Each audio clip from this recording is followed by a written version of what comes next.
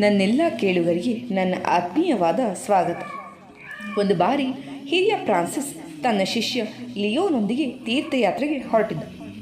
ದಾರಿಯಲ್ಲಿ San Marino ಎಂಬ ಊರಿಗೆ ಹೋಗುವುದು ಅವರ ಉದ್ದೇಶ ಆಗಿತ್ತು. ಇನ್ನೊಂದರ್ಧ ನಡೆದರೆ ಅವರಿಗೆ ಸ್ಯಾನ್ ಮ್ಯಾರಿನೋ ಪಟ್ಟಣ ತಲುಪೋದಿತ್ತು. ಆದರೆ ಮೋಡ ಕವಿತು, ಮಳೆ ಆರಂಭ ಆಯಿತು. ಗುಡುಗು ಮಿಂಚುಗಳ ರಭಸ ಹೆಚ್ಚಾಯಿತು. ರಸ್ತೆ ಕಾಣದಷ್ಟು ತೀವ್ರವಾಗಿ ಮಳೆಯ ಅಬ್ಬರ. ತೆಗ್ಗು ಸಮನೆಲ ಯಾವುದೂ ಗೊತ್ತಾಗ್ತಾನೆ ಇರಲಿಲ್ಲ.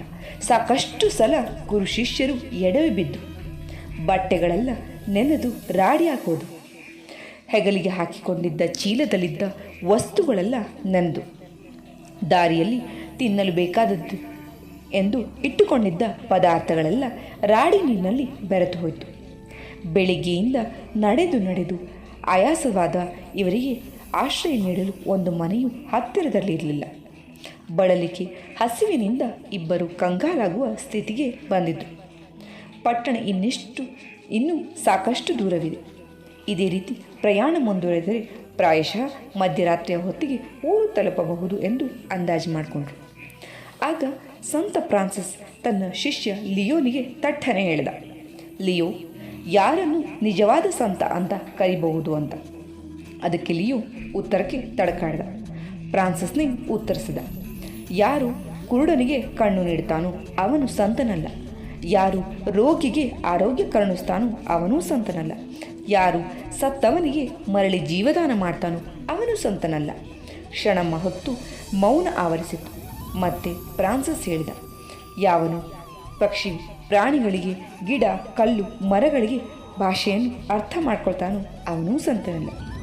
ಇಡೀ ಪ್ರಪಂಚದ ಜ್ಞಾನವನ್ನು ಬುದ್ಧಿಯಲ್ಲಿ ಸಂಗ್ರಹಿಸಿಕೊಂಡವನು ಸಂತನಲ್ಲ. ಪ್ರವಾಸ ಹೀಗೆ ಮೌನವಾಗಿ ಮುಂದುವರಿತು. ಈಗ ಸ್ಯಾನ್ ಮ್ಯಾರಿನೋ ಪಟ್ಟಣದ ಬೆಳಕುಗಳು ಕಾಣ್ತಾ ಇದ್ವು. ಯಾವನು ಸರ್ವವನ್ನು ತ್ಯಾಗ ಮಾಡಿದ್ದಾನೋ ಅವನೂ ಸಂತನಲ್ಲ. ಫ್ರಾನ್ಸಿಸ್ನಿಂದ ಲಿಯೋನಿಗೆ ತಡೆದುಕೊಳ್ಳಲಿಕ್ಕಾಗಲಿಲ್ಲ. ಹಾಗಾದರೆ ಗುರುವೇ, ನಿಜವಾದ ಸಂತ ಯಾರು ಅಂತ ಕೇಳ್ತಾನೆ. ಫ್ರಾನ್ಸಿಸ್ ಉತ್ತರಿಸ್ದ, ಈಗ ನಾವು ಸ್ಯಾನ್ ಮ್ಯಾರಿನೋ ಪಟ್ಟಣವನ್ನು ಪ್ರವೇಶಿಸ್ತೀವಿ. ಒಂದು ಮನೆಯ ಮುಂದೆ ನಿಂತು ಬಾಗಿಲು ತರ್ತೀವಿ. ಯಜಮಾನ ಯಾರದು ಈ ರಾತ್ರಿಯಲ್ಲಿ ಅಂತ ಕೇಳ್ತಾನೆ. ಆಗ ನಾವು, ಸ್ವಾಮಿ, ನಾವಿಬ್ಬರು ಸಂತರು ಅಂತ ಹೇಳ್ತೀವಿ. ಆಗ ಆತ, ದರಿದ್ರಿಗಳು, ಸೋಮಾರಿಗಳು, ಪರಪೀಡಕರು, ನಡೀರಿ ಆಚೆ ಅಂತಾನೆ. ಮತ್ತೆ ನಾವು, ದಯವಿಟ್ಟು ಸ್ವಲ್ಪ ಸ್ಥಳ ಕೊಡ್ತೀರಾ ಅಂತ ಪ್ರಾರ್ಥಿಸ್ತೀವಿ. ಅವನು ಕೋಪದಿಂದ ಹೊರಬಂದು ಕೋಲಿನಿಂದ ನಮ್ಮನ್ನು ಚೆನ್ನಾಗಿ ಹೊಡೆದು ರಸ್ತೆಗೆ ತಳ್ತಾನೆ.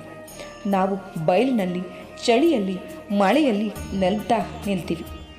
ಆ ಹೊತ್ತಿನಲ್ಲಿ ನಾವು ಕುಪ್ಪಿಸಿಕೊಳ್ಳದೆ ಶಾಂತವಾಗಿದ್ದು ಅವನಿಗೆ ಒಳ್ಳೆಯದನ್ನೇ ಬಯಸುವಂತಿದ್ದರೆ, ನಮ್ಮ ಮನಸ್ಸು ಖಾಲಿಯಾಗಿ ಪ್ರಶಾಂತತೆಯಲ್ಲಿ ಇದ್ದರೆ, ಆ ಮನೆಯ ಯಜಮಾನನಲ್ಲೂ ಭಗವಂತನನ್ನೇ ಕಾಣುವುದು ಸಾಧ್ಯವಾದರೆ ಅದು ನಿಜವಾದ ಸಂತತನ ಅಂತ ಹೇಳ್ತಾರೆ.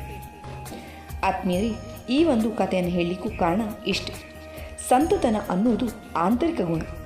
ನಾವೆಲ್ಲ ಹೊರಗೆ ಬದುಕುವುದೇ ಹೆಚ್ಚು.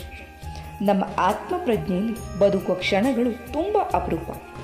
ಫ್ರಾನ್ಸಿಸ್ ಹೇಳ್ತಾನೆ, ಬಹಳಷ್ಟು ಜನ ಸಂತರ ಬಟ್ಟೆ ಹಾಕಿಕೊಂಡು ಹೊರ ಪ್ರಪಂಚದಲ್ಲಿ ಕಳೀತಾರೆ. ಕೆಲವರು ಸನ್ಯಾಸಿಯ ಬಟ್ಟೆ ಹಾಕದೆ ಬಹಳಷ್ಟು ಕಾಲ ಅಂತರಂಗ ವೀಕ್ಷಣೆಯಲ್ಲಿ ಇರ್ತಾರೆ. ಸಂತತನ ಬರೋದು ಹಾಕಿಕೊಂಡ ಬಟ್ಟೆಯಿಂದಲ್ಲ, ಮನಸ್ಸಿನ ಪರಿಪಾಕದಿಂದ ಅಂತ ಹೇಳ್ತಾ ನನ್ನ ಈ ಒಂದು ಕಥೆಯನ್ನು ಮುಗಿಸ್ತೀನಿ. ಕೇಳಿದ್ದಕ್ಕೆ ಧನ್ಯವಾದ.